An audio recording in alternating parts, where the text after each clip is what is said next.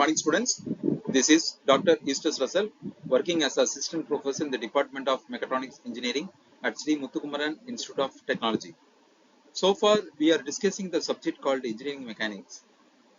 That is subject code ME25C02 under the regulation of 2025 for the second semester for the first year students, coming under the Department of Robotics and Automation. So far, we have seen the video lecture in the topic called friction, that is unit 4. Today we are going to see the last lecture video for that particular friction. The main topic we are going to discuss, that is ladder friction and the basics of the belt friction also. Syllabus topics for your reference, students. Laws of friction, coefficient of friction, angle of friction, everything we have completed in the first lecture videos for this unit 4. Types of friction problems and various problems also we have discussed, followed by wedge friction problems we have solved in the last lecture videos. Today we are going to concentrate in ladder friction and belt friction. We will see one by one. So ladder friction, first symmetrical drawing and free body diagram must know before going on to the problem. Here one ladder is placed against a vertical wall. So whenever a ladder is fixed or placed against a vertical wall, automatically one reaction will be acting to that surface. And the horizontal force experiences friction at two contact points, one with the wall and another with the floor. This problem can be solved with equilibrium condition applicable to non-concurrent and coplanar system of forces, that is sigma fx is equal to 0, sigma fy equal to 0, and sigma m, that is taking moment about one point and equating to 0. This is a free body diagram. We can see ladder that is placed resting on wall and another one end is placed on the floor. Point A we have the RA and point C we have the reaction RC. Why this frictional FC is placed acting towards the left means because ladder tends to move to the right hand side, automatically friction is moved to the left hand side. Correspondingly, the vertical side frictional force is placed in the upward direction because the ladder tends to move downwards, automatically the friction will move in the upward direction. Now here on basic problem is placed for your reference. Very important problem and very easy also to understand. The question goes on like this: a ladder of weight 1000 Newton and length 4 meter rest as shown in figure. If a 750 Newton weight is applied at a distance of 3 meter from the top of the ladder, it is at the point of sliding. Determine the coefficient of friction between the ladder and the floor. Here they have asked the mu, coefficient of friction. Now we can see the free body diagram in the right hand side of the slide. We can see so clearly mentioned the ladder of weight 1000, automatically it will be acting in the midpoint of the ladder. Length of the ladder is given 4 meters, that also it is mentioned. If a 750 Newton weight is applied at a distance of 3 meters from the top of the ladder, maybe one person is going to climb on the ladder and he will be standing at a particular distance, that is 3 meter from the top of the ladder, that is mentioned over here, 750 Newton. Then I already told reaction Na will be there. Whenever the point A having a point of contact, automatically Na will be there. Frictional force acting towards the left hand side, that is mu Na. The top also we are having NB. NB is nothing but it is having a contact with the wall, therefore NB is acting towards right hand side. Then frictional force will be in the upward direction. Now we are going to resolve the vertical forces. Na minus 1000 minus 750 equal to 0. Therefore, NE equal to 1750 Newton. Resolve the horizontal forces. Sigma Fx is equal to 0. NB minus mu NA equal to 0. Then NB equal to 1750 mu.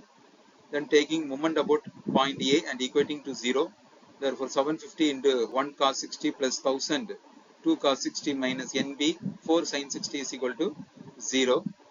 Then upon simplification, you will get mu equal to 0.227. Next problem for your reference. Uniform ladder of length 15 meter rests against a vertical wall, making an angle of 60 degree with the horizontal. Coefficient of friction between the wall and the ladder is 0.3 and between the ground and the ladder is 0.25.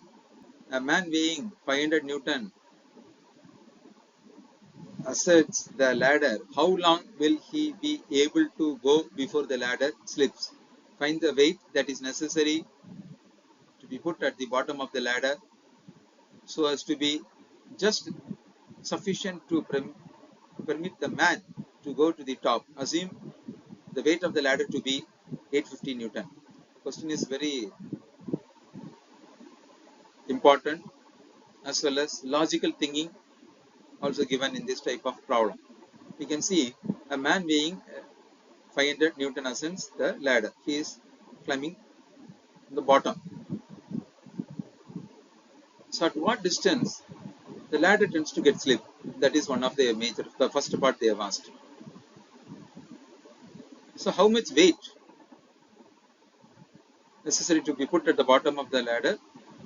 So if we adjust just sufficient to permit the man. So some of the weight should be given.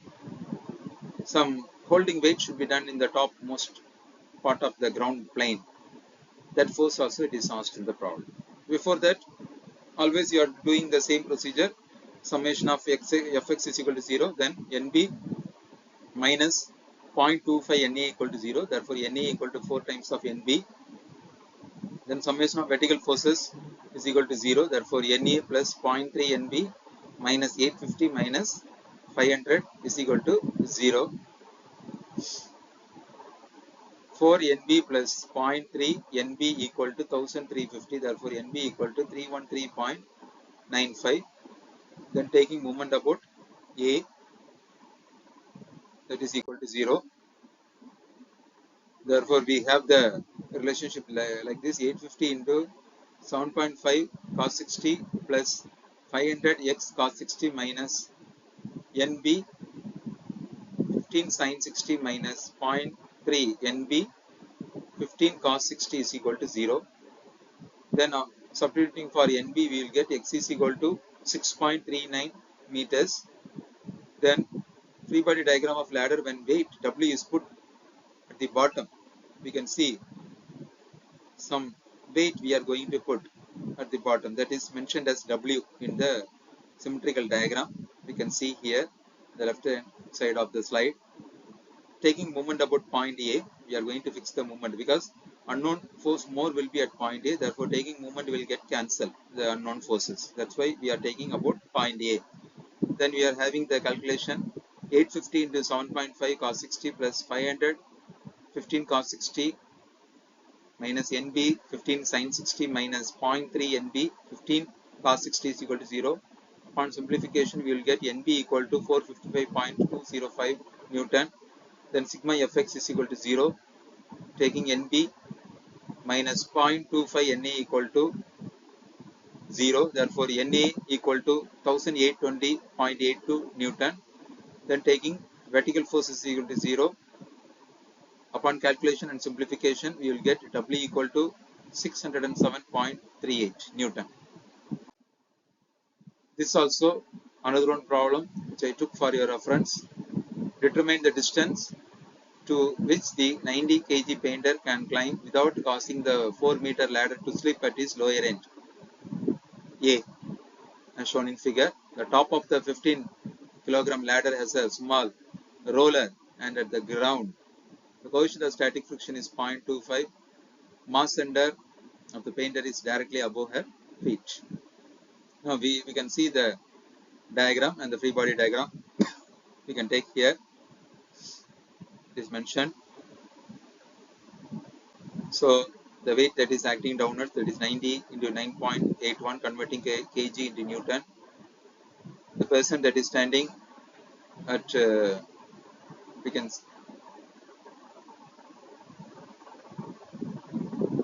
that is 2 meters. It is clearly given in the problem. Now we are taking 4 sine component and 4 cos 67.98. So upon simplification, taking vertical forces and taking horizontal forces, we have Na minus 90 into 9.81 minus 15 into 9.81 equal to 0. Why you are multiplying with 9.81 means converting kilogram to Newton. That's why Na equal to 1030.05 Newton. Taking horizontal forces 0.25 Na minus Nb equal to 0. Therefore, Nb equal to 257.51. Then taking moment about 1 point A equal to 0. Upon calculation, you will get the distance 2.55 meter. The person have to reach with the distance of 2.55 meter. That is asked in the question. The final slide in this topic is belt friction. Friction experiences between the pulley and the belt is called belt friction. The topmost side is the slack side and the lowermost side is the tight side. We have the relationship that is T1 by T2 equal to e power mu theta. Torque transmitted is given by T equal to T1 minus T2 into R. Power transmitted P equal to T1 minus T2 into velocity.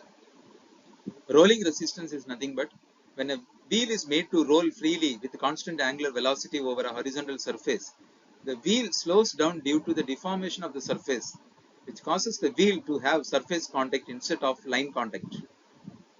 This contact surface that resists the motion of wheel called rolling resistance. Here we can see the rolling resistance is given.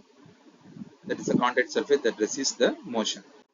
These are the references which I used to prepare this lecture videos. Kindly go through it. Thank you for your kind attention, students. Kindly subscribe the video, share this video to your friends. Thank you all.